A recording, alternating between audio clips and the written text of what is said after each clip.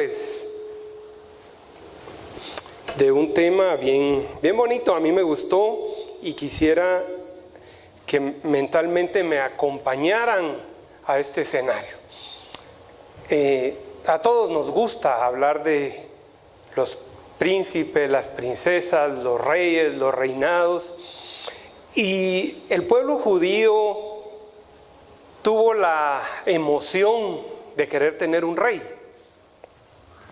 Y pues se les ocurrió pedirle a Dios que les revelara quién debía rey. Pues ustedes saben que Dios les dio a Saúl. Entonces el nombre de Saúl significa el deseado, el anhelado, y pues Dios les dio a Saúl. Más adelante, a quien le tocaba ascender al trono era al hijo mayor, al primogénito, Jonatán. Pero se dio un suceso del que vamos a platicar hoy, ¿verdad? Y no fue Jonatán el que ascendió, sino fue el rey David. Yo me imagino, o estaba tratando de imaginar cómo sería eso hoy, ¿verdad? Saben ustedes que la reina Isabel es la reina de Gran Bretaña y sus reinos. Le corresponde al príncipe Carlos tomar el reinado. Después le toca al príncipe Guillermo, pero que apareciera un joven como nosotros, o como los jóvenes del remanente, y que le dijera, bueno, se va a casar con la hermana de los príncipes y usted va a pasar a ser el rey. Yo no sé qué diría el príncipe Guillermo, ¿verdad? Dijera, bueno, no solo se lleva mi hermana, generalmente los hermanos se llevan mal, ¿verdad? Que se la lleve bien lejos, pero que ahora tenga yo que abdicar, tenga que cederle mi lugar a este plebeyo. Y recuérdense que David era un pastor. Para ese entonces no era de la realeza, no venía de una familia real. Era poco preparado, aun y cuando sabemos que los judíos le enseñan y le han enseñado a través de los años a sus hijos a leer, le han enseñado las leyes, que es la palabra, le han enseñado un oficio, pero aún así David no era tan destacado como podríamos creerlo, ¿verdad? Saben ustedes que los reyes se casan con reinas, con príncipes, con duques, con personas de la realeza, pero en este caso no. Y entonces viene a mi corazón el hecho de que a nosotros nos pasa eso muchas veces. Nosotros hemos ensayado mucho en el piano y pues quítese, hermano, porque aquel niño va a tocar el piano ahora.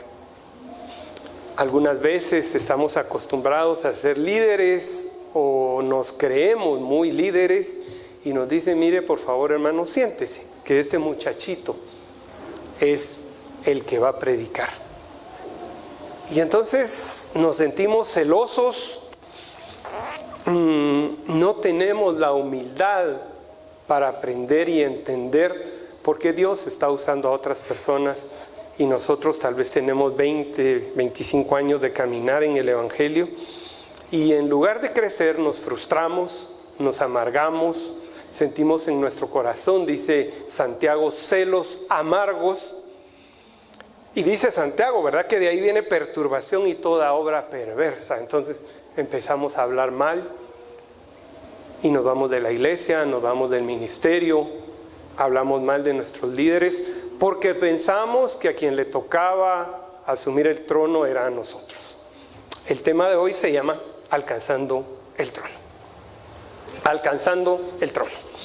Quisiera que me acompañaran, voy a leer el primer libro de Samuel 18, voy a ir un poco rápido, no vamos a leerlo todo porque es un poquito largo, pero voy a comenzar con el verso 1.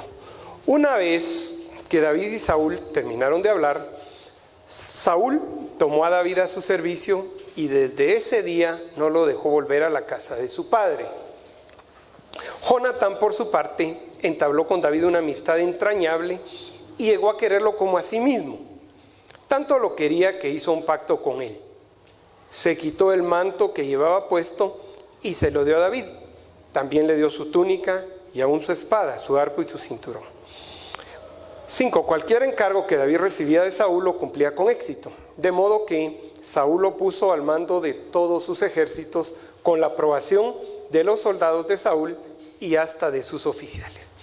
Ahora bien, cuando el ejército regresó, después de haber matado David al filisteo, de todos los pueblos de Israel salían mujeres a recibir al rey Saúl al son de liras y panderetas, cantaban y bailaban y exclamaban con gran regocijo: Saúl mató a sus miles, pero David a sus 10,000. Disgustado por lo que decían, Saúl se enfureció y protestó: a David le dan crédito por 10,000, pero a mí por miles. Lo único que falta es que le den el reino.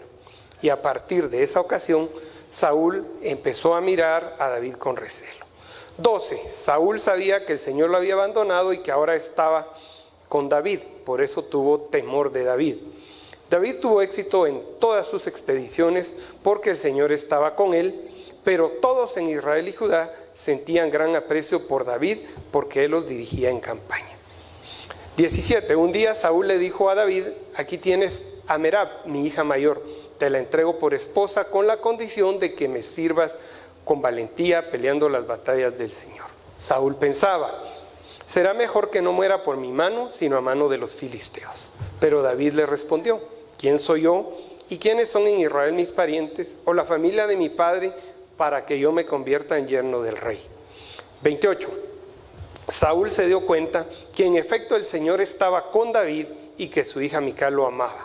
Por eso aumentó el temor de Saúl, que Saúl sentía por David, y se convirtió en su enemigo por el resto de su vida. 19:1. Saúl le comunicó a su hijo Jonatán y a todos sus funcionarios su decisión de matar a David, pero como Jonatán le tenía afecto a David, le advirtió: mi padre Saúl está buscando una oportunidad para matarte, así que ten mucho cuidado mañana, escóndete en un lugar seguro y quédate allí. Yo saldré con mi padre al campo donde tú estés y le hablaré de ti. Cuando averigüe lo que pasa, te lo haré saber. Amén. Esta historia viene amarrada del capítulo 17. En el capítulo 17, David mató al gigante, mató a Goliat. En el capítulo 18, Saúl siente celos de David y en el capítulo 19 ordena que lo mate. Esto es un breve resumen de estos tres. Pero nos centraremos hoy en el capítulo 18. Y el primer punto es que nosotros debemos ser alguien que anima. Nosotros debemos ser alguien que anima. Y voy a referirme a la actitud de Jonatán. Por lo que leímos, entendemos que Jonatán y David se hicieron grandes amigos. Los dos hombres eran sobresalientes en lo que hacían. Jonatán era el primogénito, era el llamado a suceder en el trono al rey. Era un hombre preparado, era un hombre de batalla, era un hombre sabio, era un hombre prudente. Y David, por su lado, era un hombre valeroso, era un hombre escogido. El nombre de David significa el amado, el escogido de Dios. Y resulta que eran casi de la misma edad. Dicen los estudiosos de la Biblia que podría variar en unos 5 años la edad entre uno y el otro. Venían de diferentes contextos, de diferentes estatus, de diferentes culturas.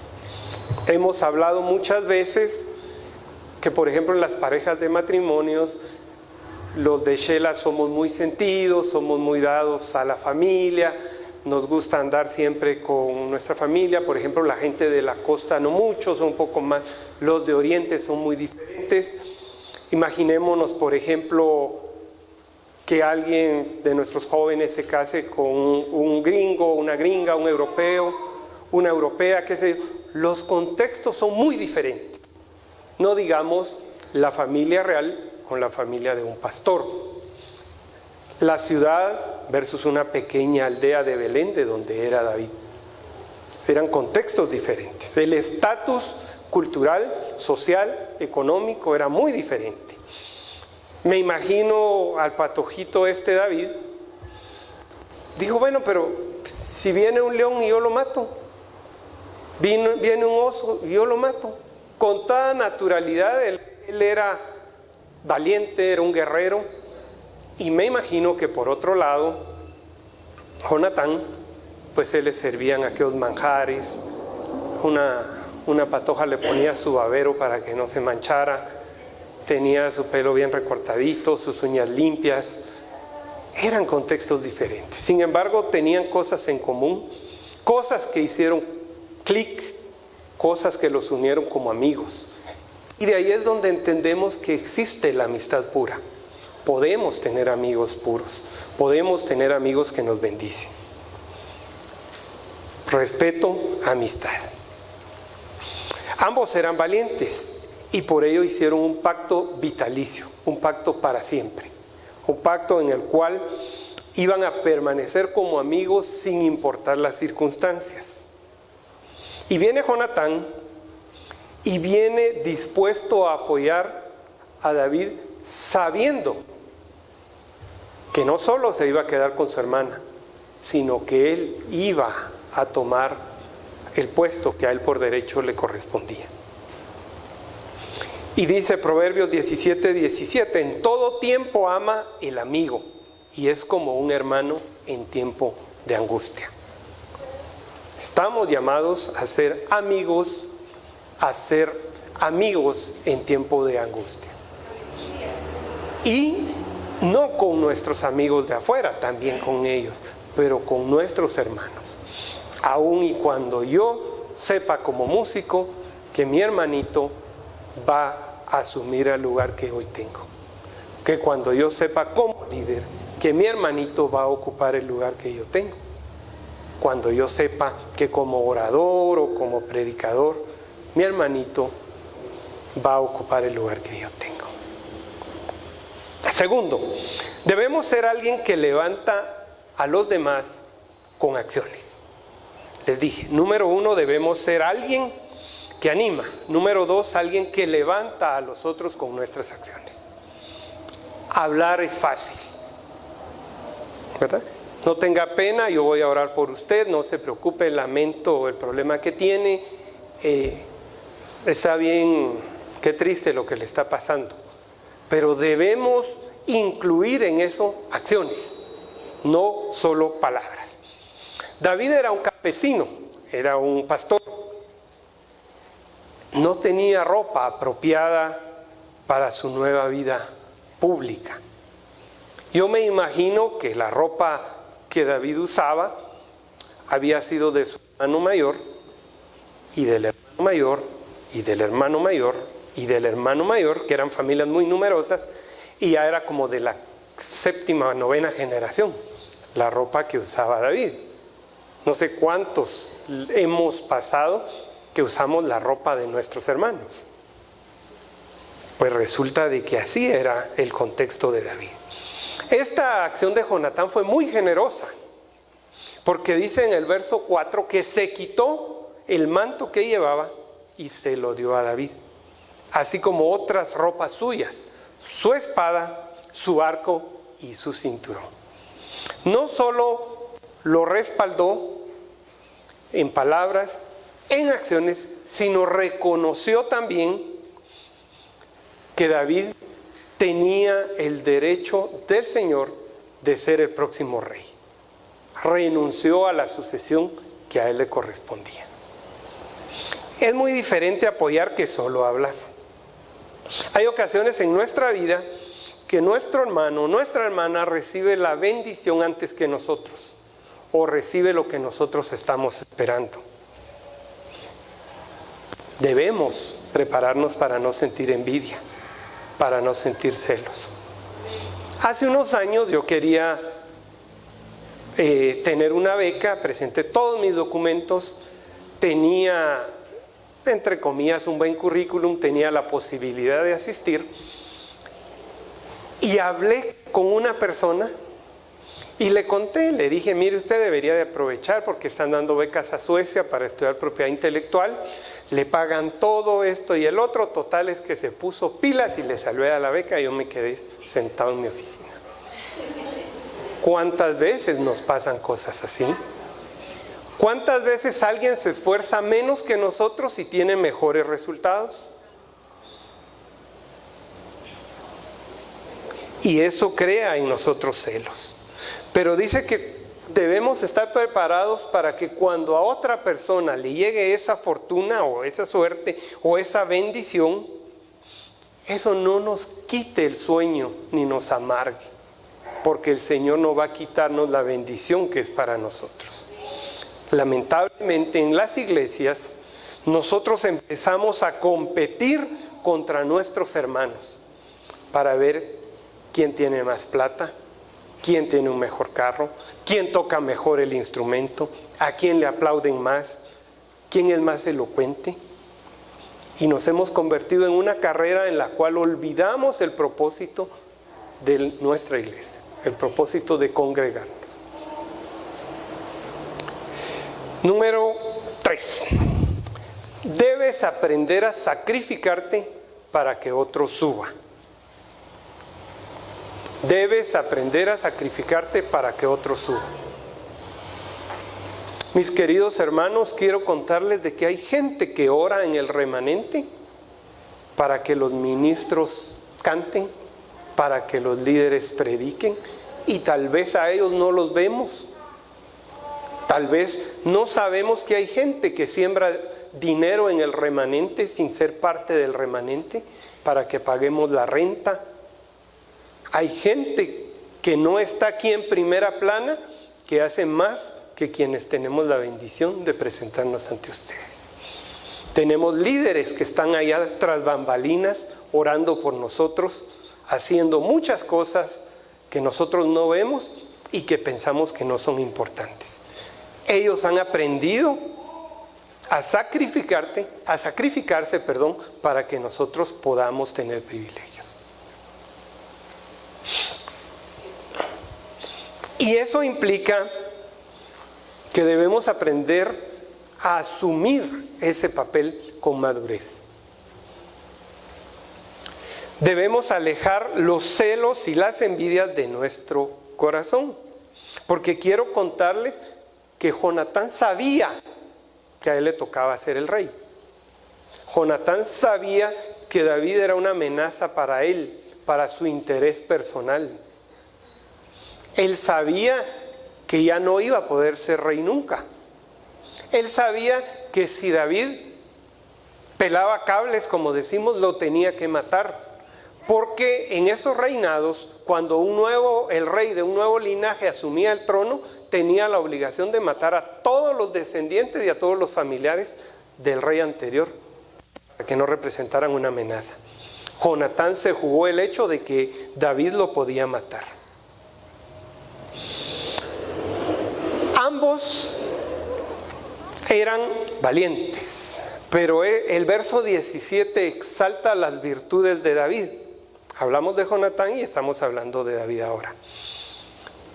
Dice que David se sometió por completo al rey y le sirvió prudentemente, con humildad, fue modesto, porque dice que cuando elogiaban a David, yo me imagino ese desfile real que hacía David y que todo el mundo le aplaudía y que todo el mundo hablaba maravillas de él y que decía que uno mató a miles y otro a 10,000.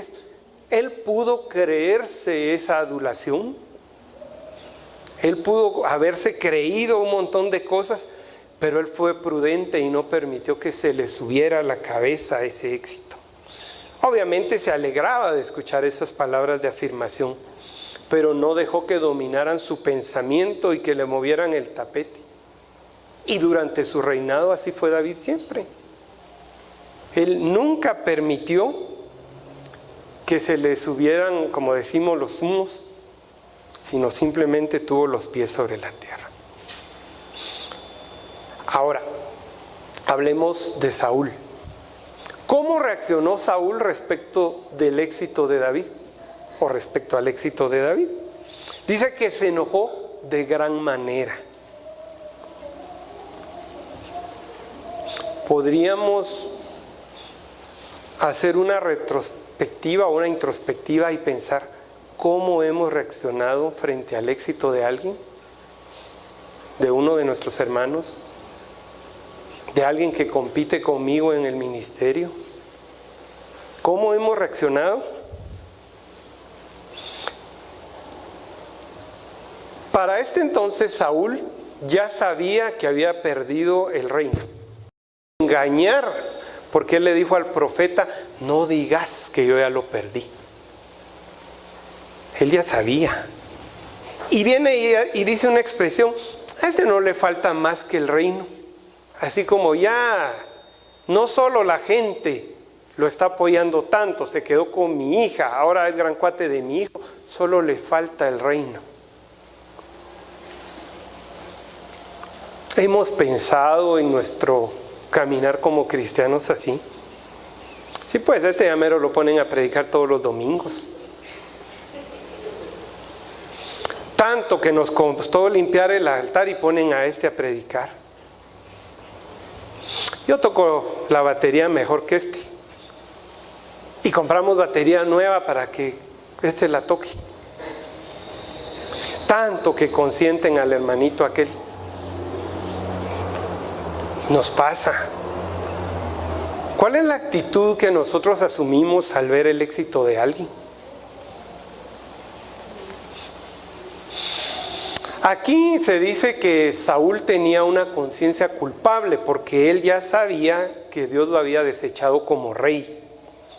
Y entonces la pregunta es: ¿nosotros tenemos o hemos tenido alguna vez esa conciencia culpable? Mejor no voy a llegar el domingo porque le toca predicar a fulano. Fulanita no me gusta cómo predica. Le voy a bajar el volumen para que no se oiga cuando canta.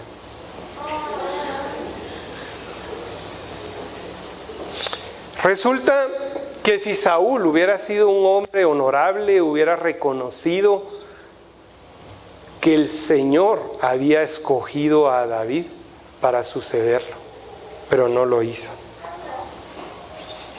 Pero hay algo que me encantó, ¿verdad? Porque está un poco tenso el tema y pues nos está confrontando, ¿verdad? Pero salgamos de lo tenso del tema, ¿verdad? Dice que Dios siempre respalda lo que hace y viene y Dios respalda el reinado de David. Sobrenaturalmente Él lo saca de una granja del monte, de ser un pastor, lo lleva a la ciudad, lo respalda, bota al gigante, lo mata, lo lleva ante Saúl.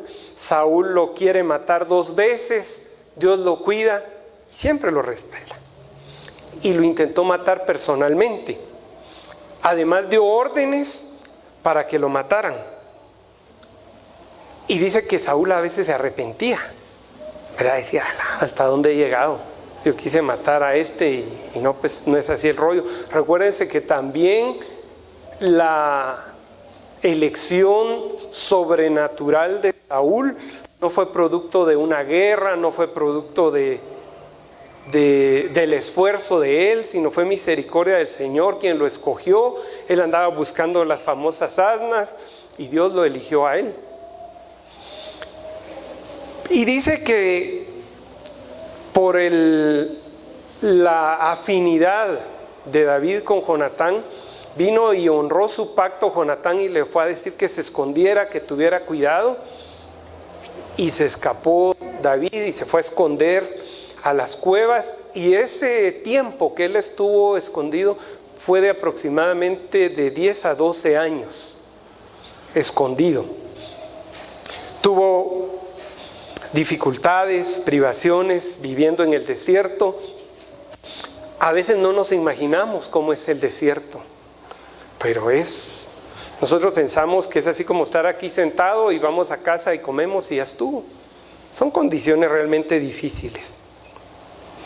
Pero decía un comentarista de este punto, de que aquí aprendió David a través de la escuela del quebrantamiento, tratar con su orgullo, con su soberbia y con su autosuficiencia, con su confianza en sí mismo, su impaciencia, su desobediencia, sus motivaciones equivocadas y su mal carácter.